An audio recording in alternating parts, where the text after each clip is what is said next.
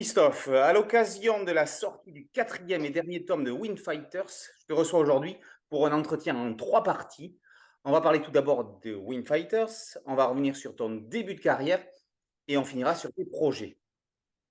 Alors, Wind Fighters, c'est l'histoire de Helio. Qui est ce jeune homme? Eh ben, c'est un grand frère avant tout. C'est le grand frère de Hope. C'est un jeune homme fonceur qui représente un petit peu l'archétype classique des shonen, c'est-à-dire que voilà, il est plein de bonne volonté, il est animé d'une envie de liberté, mais aussi de l'envie de faire ses preuves dans un monde assez concurrentiel, le monde des Wind Fighters, qui sont les plus puissants aventuriers, c'est-à-dire les défenseurs de la liberté, les chevaliers de la liberté en gros. Sauf que ce jeune homme, il a un problème, c'est qu'il respire mal, il a une maladie du cœur de naissance qui fait que ça le handicape en fait pour tout ce qui est combat, mais aussi voyage, tout ce qui demande des efforts. Donc ça va être compliqué pour lui de faire ses preuves dans le monde des Wind Fighters, sachant qu'il a un handicap. Et il a une petite sœur qu'il aime par-dessus tout, et il a tendance à la surprotéger. Hmm. Alors, la série, justement, met le focus sur la force des relations frères-sœurs. À l'origine, je crois, le manga aurait dû être centré sur Hop. Et ce n'est qu'au cours du développement qu'Elio est apparu jusqu'à prendre le premier rôle. Est-ce que ce glissement était délibéré ou bien est-ce l'histoire qui te l'a imposé? Alors effectivement, au départ, je voulais faire, une héroïne. Voilà, je voulais faire un manga avec une fille, en tant que protagoniste principale, étant donné que précédemment, j'avais fait des histoires avec des garçons comme héros et pour moi, c'était évident, voilà. Hope, en plus, ça veut dire espoir, donc je trouvais que ça sonnait bien.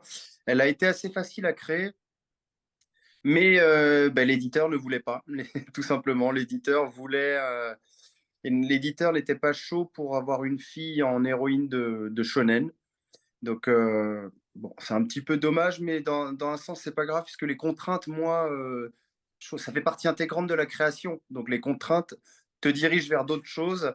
Et les contraintes m'ont fait créer ce grand frère Helio. Et finalement, j'ai adoré le dessiner. J'ai adoré lui donner vie. Et le fait qu'il existe aujourd'hui, je trouve ça très cool. L'histoire a été probablement très différente s'il y avait juste eu Hope. Mais néanmoins, j'en démords pas qu'on peut faire un très bon shonen avec une héroïne fille. Voilà, on est en 2023 quand même. Mais bon, Oui, c'était mais pas de mon choix. J'ai suivi des contraintes. les mangas, ils sont peut-être plus cloisonnés entre shoujo, shonen, seinen. On a peut-être plus de liberté concernant le public visé dans la BD franco-belge, non? Probablement. Après, je pense qu'il y a quand même des cibles un petit peu aussi dans la BD franco-belge, mais effectivement, elles sont moins marquées parce qu'il n'y a pas de terme spécifique. On n'oserait pas dire BD pour garçons, Ouais. BD pour filles, BD pour adultes, si. Ça, on peut le dire, ça existe, il n'y a pas de souci. Mais la séparation des sexes, non, elle est pas dite vraiment en bande dessinée. Pourtant, il y a des bandes dessinées qui font très girly et d'autres très petits mecs. Je pense que ça a toujours existé, que ça Ouais. existera toujours. Et c'est cool aussi, c'est cool parce que voilà, moi le premier, j'aime bien savoir aussi des fois ce que j'achète. Et si je veux un truc avec de la baston, je vais être sûr qu'il y ait de la baston dedans. Voilà, donc je comprends quelque part cette sectorisation, mais je sais qu'en tant qu'auteur, ça peut être intéressant d'en jouer aussi. Mhm. Alors, revenons à Elio et Hop. Si Elio peut être belliqueux, Hop est plus tempéré. L'un et l'autre se complètent. On ne peut s'empêcher de penser à Luke et Leia dans Star Wars. Et en fait, tu signes une histoire d'action tout aussi attrayante pour les garçons que pour les filles. On continue sur le sujet. Peut-on qualifier alors la série de Shonenjo? Shonen Joe, Ouais. ça c'est pas mal. Faudrait le déposer ce terme-là. Ah, C'est mais pas je mal du crois. Shonen Joe, ouais. Bah écoute, ce serait top si on pouvait qualifier cette série de Shonen Joe après tout. C'est vrai qu'en dédicace, j'ai pas mal de filles aussi. On me demande souvent Hope et j'adore la dessiner, donc ça tombe bien. Les gens l'adorent parce qu'elle est pas faible. Elle a l'air. Elle est présentée comme telle au début, mais elle ne l'est pas. Donc, de toute manière, je pense que dans mes histoires en général, que ce soit celles que j'ai déjà fait ou celles que je ferai par la suite, il y aura toujours des filles fortes. Mhm. Franchement, je vois pas l'intérêt de. Alors peut-être oui, on peut faire le parallèle avec Star Wars. Je suis pas un très très très grand connaisseur de Star Wars. J'ai pas tout à fait grandi avec ça. J'adore, hein. mais ce serait pas ma source d'inspiration première. Encore que j'en parle à la fin dans les bonus de Wind Ouais. Fighters, je fais un petit clin d'œil avec l'Empire et les rebelles, les aventuriers, le régime. Mais ouais, c'est vrai que il y a un côté, il y a un côté comme ça, effectivement. Après, ils sont totalement différents, le frère et la sœur, et c'est normal puisque quand on fait du scénario, une astuce de base, c'est de créer des personnages par groupe, donc par duo, par trio, voire plus, et les faire totalement opposés. C'est le principe de Laurel et Hardy. C'est-à-dire qu'on va utiliser des archétypes, des clichés opposés pour obtenir un contraste des plus savoureux. Donc si tu mets un petit garçon, un petit mec turbulent, à côté, tu mets une fille sage et tu obtiendras forcément des trucs au top. Si tu mets un petit mec, par exemple Naruto. Ouais. Naruto, c'est un loser, c'est le dernier de la classe. Et ben à côté de lui, on a collé le surdoué beau gosse qui remporte tous les suffrages, Sasuke. Et voilà, ça fait un contraste fabuleux, ça marche du tonnerre. Donc voilà, je les ai créés à partir de contrastes, ça me paraissait évident. Elio et Hope.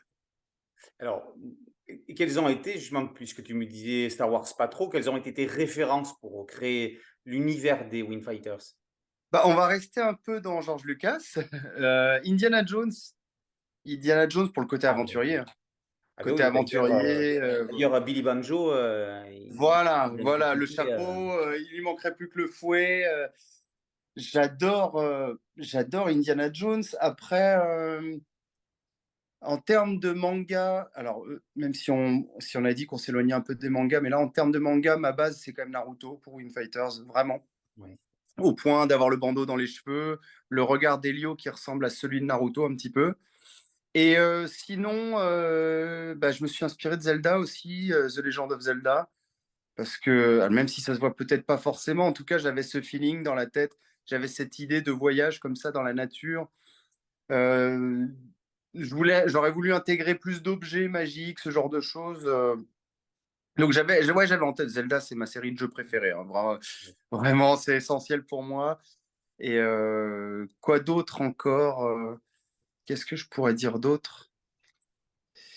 Après, ouais, c'est vrai que la plupart de mes références sont quand même, en tout cas pour Wind Fighters, sont quand même très manga, hein. One Piece, Dragon Ball, ça reste aussi voilà, cette idée de grande aventure. Mais mes autres références ciné ne me reviennent pas forcément en tête là. Ah, c'est pas grave. Alors, Toaster, le panda roux qui accompagne Hop, fait penser à ces personnages secondaires que l'on retrouve dans de nombreuses séries, également dans de grands dessins animés.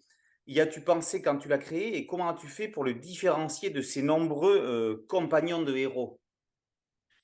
Bien sûr que j'ai pensé au principe des dessins animés, Disney, voilà, mais aussi Toriyama, parce que Toriyama dessinait beaucoup de créatures bizarres. Il y a vraiment pas que des humains dans le monde de Dragon Ball, ni de Dr. Slump. Et j'ai grandi avec ça. En Mhm. fait, j'ai grandi avec énormément de créatures anthropomorphes, les Tortues Ninja, Sonic, voilà, dans les jeux Nintendo aussi, il y en a plein. Et donc, comme j'ai grandi avec ça, j'ai toujours dessiné aussi ce genre de créatures à côté. J'ai toujours adoré. Voilà, en dessin, on fait ce qu'on veut. Donc, donner des formes différentes à nos personnages. Et pour Toaster, en fait, je me suis inspiré un petit peu inconsciemment de Rocket Raccoon dans Les Gardiens de la Galaxie. Oui. Ce côté petit animal qui peut être un peu, voilà, un peu turbulent, sauf que je lui ai collé aussi un côté très mignon, d'où sa bipolarité. Voilà, on peut s'amuser là-dessus. Et comment il fait pour se différencier, c'est ça, de ses, Oui, de ses copains pour après, se différencier honnêtement, du même type de personnage dans les autres productions. dans les autres productions, je saurais pas vraiment dire.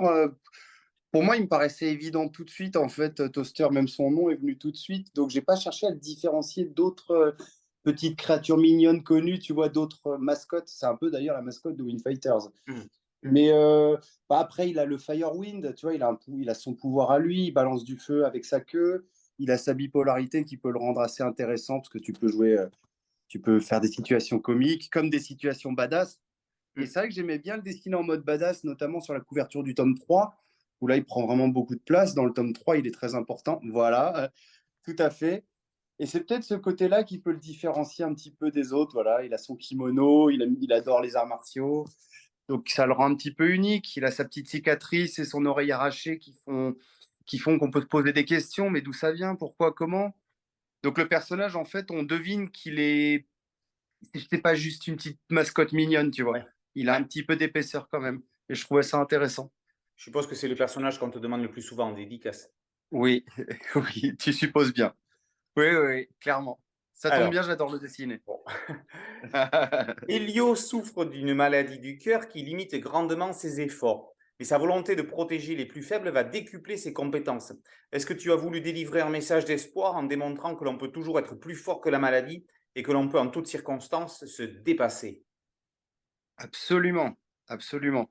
Je suis parti du principe un principe que j'avais pas très bien exploité auparavant, c'est-à-dire qu'il faut coller une faiblesse au héros. Un handicap, la solitude, n'importe quoi, le côté loser comme Naruto. Et là, j'ai pensé à un handicap physique qui me parlait plutôt bien, parce que moi aussi, des fois, j'ai tendance un peu à m'essouffler et tout. Voilà, et pourtant, je fais beaucoup de sport. Et je trouvais que c'était pas mal ce côté pour les aventuriers, tu vois, le souffle. Mhm. Souffle de liberté, souffle de terreur, le souffle, l'aventurier au souffle court. Et puis, tout est venu comme ça, en fait, tu vois. Tout est venu, Ouais. le vent, évidemment, le souffle, le vent. Donc, je me suis dit souffle au cœur. Voilà. Après, on a créé avec mon éditeur, mais dit souffle au cœur, c'est un petit peu faible. Donc, hyper cardiasphyxie. Voilà. Comme ça le rend unique. Il n'y a que lui Ouais. qui est affligé de cette maladie. Et effectivement, le fait de coller un handicap au personnage, le fait de le faire galérer, de le faire démarrer du bas de l'échelle, c'est typiquement shonen. Ça te permet justement de montrer une progression énorme et ça fait qu'on s'attache automatiquement beaucoup plus au personnage, tout simplement. C'est vrai que dans Voilà. le tome 4, quand il y a ce grand combat là contre le Major Mmh. Grisard, on a peur pour lui, on a peur pour sa santé, quoi. Comme les autres Ouais, personnages le oui, font remarquer. tout, On se songe, tout à fait. est-ce qu'il va s'en sortir à cause de son problème, quoi? Tout à fait. Il y a la petite pirouette quand il est pas très loin de Minty. Voilà, ça lui enlève un petit peu ses problèmes de souffle. Les winds entrent en résonance et ça lui décuple ses forces et ça lui fait surmonter son handicap. Mmh. Mais, euh, mais oui, en fait, sans ce handicap, Elio n'existe pas vraiment, tout simplement. C'est comme Naruto qui n'existe pas sans le démon renard à neuf queues. C'est comme Luffy qui n'existe pas sans le fruit du démon, qui le fait couler dès qu'il tombe dans l'eau, etc. C'est comme Deku dans My Hero Academia. Il est beaucoup plus intéressant parce qu'il a zéro pouvoir au démarrage, alors que tout le monde a un pouvoir. Donc voilà, c'est ce petit principe très simple que je maîtrisais pas vraiment avant, d'oser salir mon personnage, d'oser le Ouais. froisser, d'oser le faire faible. C'est un truc que j'aimais pas trop faire avant, tu vois, j'étais un peu maladroit là-dessus.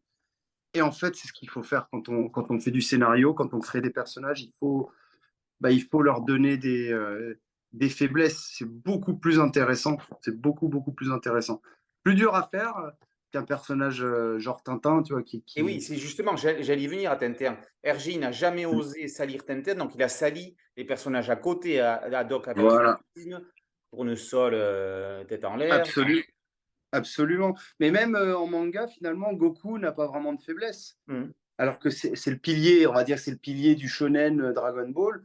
Goku, bon, sa seule faiblesse, à la limite, ce serait d'avoir sa queue de singe qui fait qu'il peut se transformer en monstre, donc on a un peu peur de lui quand même. Tu vois, c'est Ouais. toujours le principe du monstre en soi. Les Japonais sont, je sais pas pourquoi, ils sont très là-dessus. Vraiment, on a tous un monstre au fond de nous. Mais bon, à part ça, déjà, il garde pas ça tout le long de la série. Et après, il a pas vraiment de faiblesse. Donc, dans les années 80, je pense que c'était pas encore trop à la mode de faire des persos un peu faibles. Même tu regardes le cinéma, tous les mecs étaient super musclés, trop Ah bah forts oui, et tout. C'est c'était venu un l'époque peu après, de en fait. Rambo, de Terminator, c'était tous des Absolument, absolument. Donc, mais je pense qu'aujourd'hui, c'est vraiment important de faire des personnages faibles. Tu vois, là, je pense à Harry Potter aussi. Harry Potter, on s'attache à lui parce qu'au démarrage, il est dans une famille horrible. ouais, Il est orphelin, il vit dans un placard, il s'en prend plein la tronche, un peu comme Cendrillon, tu vois.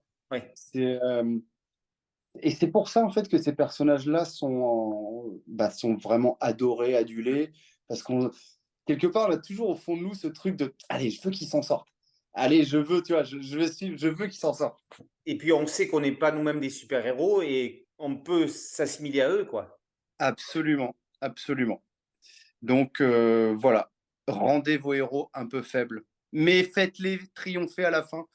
Sinon, on tombe dans une histoire misérabiliste et ça, c'est pas bon. Ça, c'est pas bon non plus. Alors, on parlait du Major Brickmark. Es-tu Oui, d'accord avec le proverbe de Hitchcock qui disait: plus réussi est le méchant, plus réussi sera le film? plus réussi, bah, on ne peut que être d'accord avec ça. Hmm. On ne peut que être d'accord avec ça. Le méchant, c'est l'élément, je pense, qui peut te faire basculer la dimension de l'histoire, tu vois. De Ouais. histoire sympatoche à waouh. C'est le méchant, finalement, qui tient toute la dramaturgie de l'histoire, qui fait vibrer, qui apporte le danger, qui apporte l'obligation de se surpasser, d'affronter ses faiblesses, ses peurs, ce qui est extrêmement bien représenté entre Batman et le Joker, par exemple. Hein, voilà, c'est évident.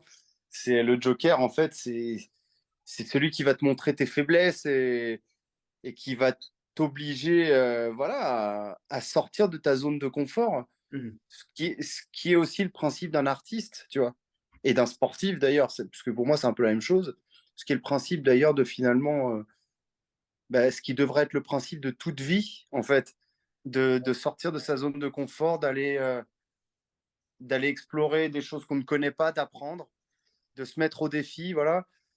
Et ça, bah, dans l'histoire, c'est les méchants qui l'apportent en général. Oui. Donc, plus le méchant est réussi, effectivement, plus l'histoire est réussie. Ça, C'est c'est pour ça sûr. que tout à l'heure, à un moment donné, j'ai cité Terminator. Oui, Le premier est sans couder au-dessus des autres parce que ils ont un peu dévoyé le personnage dans les suivants, quoi. c'est un débat, ça. Ça, c'est un Eh, débat, parce que le 2 quand même, le oui, bon, 2 ils sont bons quand même, hein, mais il est quand même après, non. Mais Terminator 2, avec le T-1000 était exceptionnel aussi. oui, ouais, Tu vois, on s'en rappelle. tout Parce à que fait. James Cameron, il a travaillé son méchant Mm. dans l'aspect visuel et tout. Même Toriyama s'en est inspiré pour Boo, parce que Boo, il se Ouais, reforme, tu sais, en permanence et oui. tout. Mm. Voilà. Quand tu arrives à créer en fait un méchant comme ça, parce il a dû bosser quand même, Ouais, je faut pense, oui. l'imaginer, c'est un concept à lui tout seul le truc. Et puis la nécessité des effets spéciaux et tout, comme le T-Rex dans Jurassic Park par Mm. exemple.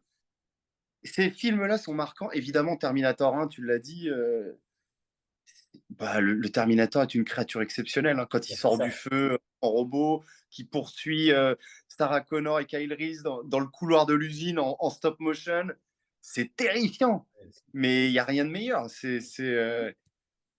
Non, c'est clair que les méchants, bah, Alien, Predator, Oui. les méchants, en fait, j'ai l'impression qu'ils nous marquent souvent plus que les héros. Le Joker, voilà. Mais je trouve Et un cas aussi caractéristique, c'est le requin des Dents de la Mer qu'on ne voit oui, quasiment jamais, à part dans le j'y dernier pense, quart d'heure. c'est vrai que j'y pensais. Ouais, ouais, totalement. Et, mais je trouve qu'on en voit de moins en moins des très bons méchants. Et ça, je ne sais pas pourquoi. Je ne sais pas pourquoi. On n'a peut-être plus la folie de, tu vois, d'aller créer des. Parce qu'il faut être un peu fou pour créer un bon Et méchant. ça, c'est à cause de la dictature du mot bienveillance. Absolument. Non, mais c'est vrai, hein, alors qu'il y a rien de plus jubilatoire qu'un méchant. C'est un exutoire, un méchant. Mais pour oser créer un bon méchant, faut aller chercher, tu sais, au fond de soi. Ça part un peu de folie, de sadisme, tu vois, limite. Faut aller un peu là-dedans aussi. Et je sais pas, on ose de moins en moins. Moi, je rêverais, tu vois, de créer un méchant fabuleux. J'ai pas encore vraiment réussi, hein, loin de là. Mais voilà, ça, c'est un de mes rêves. C'est un de mes rêves en tant qu'auteur de créer un jour un méchant qui soit, waouh, qui marque. Dont on se rappelle. Ouais. Alors, donc, qui dit méchant dit combat, justement. Et dans les scènes de combat, comment fait-on pour ne pas être répétitif et pour ne pas à la fois ni se lasser, ni lasser le lecteur? Alors là, Du côté graphique, mon pose la astuce, non, question. mon astuce de base, c'est de penser à la fin, toujours, toujours, toujours, de penser au grand finish. Et D'accord. comment on arrive à ce grand finish? Et je sais plus, on parlait de cinéma tout à l'heure, mais il y a pas mal de cinéastes qui ont déjà dévoilé leur technique et ils pensent comme ça, tu vois. Mhm. Des fois même, un film se fait sur une scène finale, en fait. Ouais. On- Bah, Terminator, James Cameron, il a d'abord eu comme vision un soir où il était malade, il était sur un tournage d'un film pourri en Italie, l'attaque des tomates géantes ou je sais plus quoi, un truc vraiment pourri au début des années 80, il était malade et dans sa chambre d'hôtel, il a eu une vision, il l'a dessiné parce que c'est un dessinateur incroyable. Et en fait, il a dessiné le Terminator qui rampe comme ça, ce qu'on voit à la fin du film, quand il est Ouais. explosé en deux. Et tout est parti de là. Et la plupart des cinéastes et tout, et romanciers, etc., souvent, ils ont des scènes impactantes. Et c'est pareil pour le manga, je pense. Tu as une scène impactante et tu veux deviner, tu vas réfléchir à comment arriver à cette scène-là. Mhm. Et pour un combat, c'est ça. Je vois la fin du combat, je vois comment le méchant meurt, par exemple, comment le héros va s'en sortir. Et puis après, tu imagines le cadre, quel va être le décor, parce que ça, c'est très important, le décor. Ça fait tout, quoi, le décor, ça fait tout. Et puis après, tu imagines. C'est une question, c'est presque de la danse après, tu vois. C'est presque de la danse. C'est-à-dire que ça commence doucement, puis on s'échauffe, et puis les coups échangés sont de plus en plus forts. Après, bah, dans les mangas, tu as toute une école en fait du déroulé des combats. Hein. C'est-à-dire qu'on va tomber, on va perdre nos forces, on va perdre l'espoir, et puis il va se passer un truc qui va faire que voilà, tu te transformes en super guerrier, quoi, en gros, tu vois. Donc il Mhm. faut penser en fait à ces moments forts, temps faible, temps fort, le décor. Est-ce que je fais intervenir un autre personnage à un moment ou pas? Tu sais, dans un moment désespéré, c'est classique ça aussi. Tu as quelqu'un d'autre qui arrive et tout. Voilà, faut penser à tous ces éléments et après, faut ordonner les choses. C'est fatigant de faire une scène d'action, c'est long, Oui, j'imagine. mais, mais il faut le faire bien. Faut vraiment, voilà, faut le faire bien. Et quand tu t'y connais un peu en sport de combat et tout, c'est encore mieux, ça t'aide. Ok. Alors, les Windfighters luttent contre un régime politique autoritaire. Est-ce qu'un manga tout public peut faire passer des messages, en l'occurrence montrer aux jeunes lecteurs qu'ils sont des citoyens de demain et qu'ils ont le droit de ne pas être d'accord avec ce qu'on leur impose? Bah, non seulement un manga peut, mais je veux dire, par essence, peut transmettre un message, mais par essence, dès que tu fais une histoire, c'est forcément pour transmettre un message. Mhm. À partir du moment où tu te mets à écrire, quand tu écris, c'est que tu vas sortir des choses de ton cœur. Donc, c'est que tu as forcément un message. Tu n'écris pas rien, c'est pas possible, tu Ouais. vois.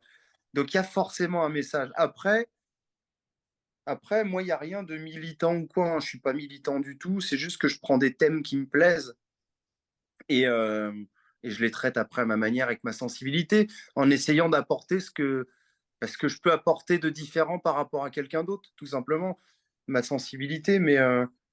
Mais oui, évidemment qu'il y a cette idée très simple là dans Windfighter de dire aux plus jeunes, notamment, bah, accomplissez vos rêves et ne vous laissez pas écraser par tel ou tel système, essayez de rêver, essayez de vous battre pour vos idées.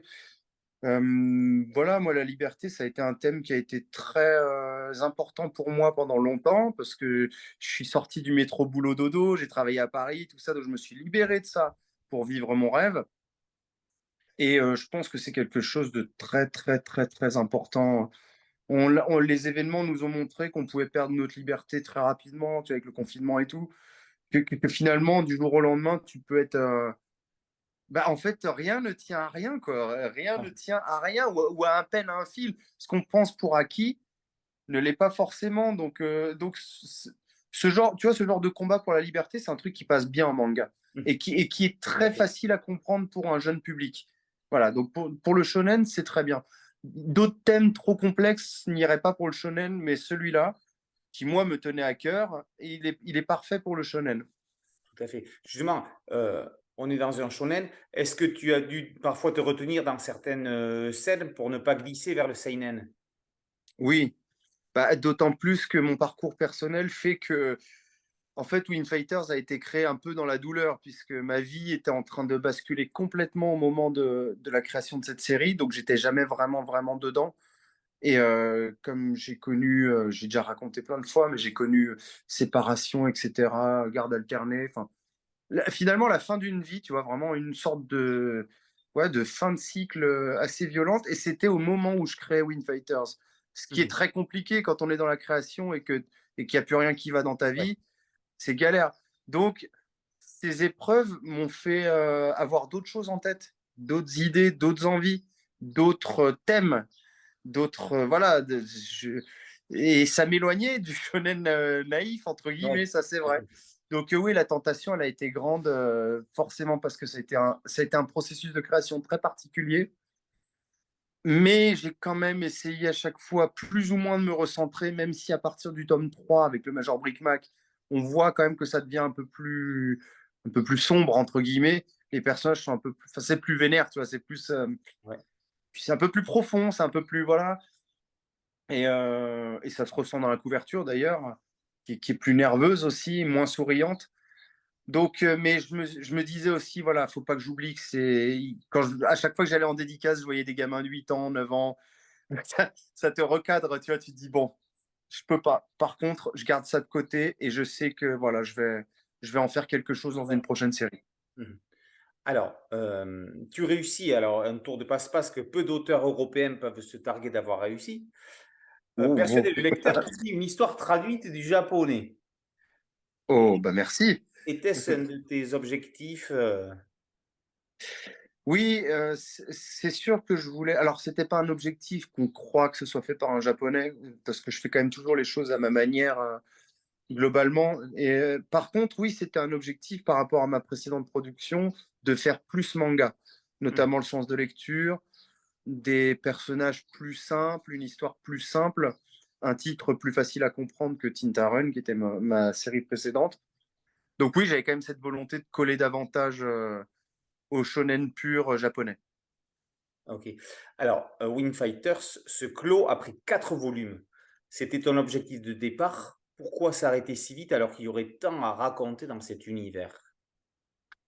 Alors, si je me souviens bien, au tout départ, quand on avait fait la réunion éditoriale avec Glénat, c'était plutôt du 6 tomes, quelque chose comme ça, 6 7 tomes. Ah, ouais. Et, euh, et puis on était plein d'enthousiasme et tout, mais cette série a connu vraiment trop de turbulences. Et Mmh. encore, le mot est faible. Le mot est faible. Déjà, elle est sortie pendant le confinement. La date de sortie a été repoussée parce qu'elle devait sortir le 1er avril 2020, ce qui n'est pas une blague. Sauf qu'on était tous enfermés, qu'il n'y avait plus rien. Ouais. Donc, ça a stoppé toute la com. Tout a été stoppé. Finalement, c'est sorti au mois de juin entre deux confinements, sans Japan Expo, sans rien, sans aucun festival. Pendant plus d'un an, j'ai fait zéro festival alors que Wind Fighters existait. C'est très compliqué pour un manga Ouais, français j'imagine. quand tu peux absolument pas rencontrer le public. Donc en fait, c'est passé à la trappe quasiment tout de suite. Quasiment tout de suite, ça a été très galère. Moi, j'avais la tête ailleurs, j'étais en train de divorcer et tout. Donc finalement, 4 tomes, c'est bien. Ça a déjà été très dur à faire. Vraiment très, très, très dur à faire. Ça a été un parcours du combattant. Je ne sais pas quelle leçon je pourrais en tirer, hormis en sortir beaucoup plus fort. Mais ça a été un espèce de truc d'une épreuve de moine Shaolin, tu vois. Ouais, Donc 4 tomes, c'est bien. 4 tomes, c'est bien. J'aurais aimé évidemment en faire plus, puisqu'on le voit dès le début que l'univers, bah, il méritait d'être ah mais tout à fait, clairement, clairement. voilà, d'être beaucoup plus développé. Il y a beaucoup de personnages, il y a des concepts, le wind, le régime. J'avais fait une carte du monde. J'avais fait, voilà, il y avait plein de choses, il y avait plein d'idées. Pour te dire, le tome 4, parce que quand j'ai commencé le tome 4, j'ai demandé à Glénat, est-ce que c'est le dernier ou pas? Donc ils m'ont dit, oh bah oui, oui, c'est le dernier. Ils connaissaient ma situation personnelle et mes envies un peu d'ailleurs. Et puis la série n'avait pas cartonné de ouf non plus. Donc ils ont dit 4 tomes, c'est bien. Je dis, ok, c'est bien. Mais quand même, avant de leur demander, j'avais écrit le tome 4 au cas où ça continuerait. Ce qui fait que j'ai écrit 2 fois le tome 4. D'accord. 2 fois. Il y a un tome 4 alternatif où en fait ça continue. Il ne se passe pas du tout les mêmes choses. Ça part beaucoup plus dans l'aventure et dans le voyage. Parce que là, il n'y a pas vraiment de voyage au final. Et puis le tome 4 qu'on connaît là, où j'ai été obligé de tout boucler comme on bouclerait une trop grosse valise, avec difficulté. Et voilà. Mais j'en suis fier quand même. J'en suis fier quand même, parce que j'ai quand même pu exprimer aussi ce que je voulais. J'ai pas laissé grand-chose de côté, et surtout à la fin, voilà, il y a Elio et Hope qui se réunissent pour combattre le dernier méchant, donc c'est ce que je voulais aussi. Et est-ce qu'on pourrait imaginer qu'un jour tu y reviendrais, peut-être sous la forme d'un spin-off sur Toaster ou Ah, je sais pas, c'est pas trop mon genre de revenir en arrière. Je suis plus concentré sur l'avenir, sur d'autres créations. Par contre, c'est vrai qu'on m'a déjà fait réfléchir sur la question. Confier ça à un autre auteur, un jeune, mais il faudrait que l'éditeur soit partant, il faudrait mmh, qu'un auteur veuille faire 2 3 tomes peut-être. voilà, un mini arc en fait, Oui, effectivement, sur Toaster, sur Billy ou sur Elio et Hope qui continuent face au régime, voilà, à libérer des pays les uns après les autres, un peu comme dans One Piece, enfin voilà, à devenir de plus en plus fort dans la hiérarchie des aventuriers. Donc, en fait, ça pourrait, hein, ça pourrait. Moi, s'il y ouais, a un éditeur qui est partant et un jeune auteur, moi, je veux bien écrire le truc, un peu comme Kishimoto qui écrit Boruto, donc, oui. ou Toriyama qui écrit Dragon Ball Super pour Toyotaro. Donc voilà, toute proportion gardée, évidemment, ça me plairait. Mhm. Là, je dirais pas non pour une collaboration, mais tout seul, non.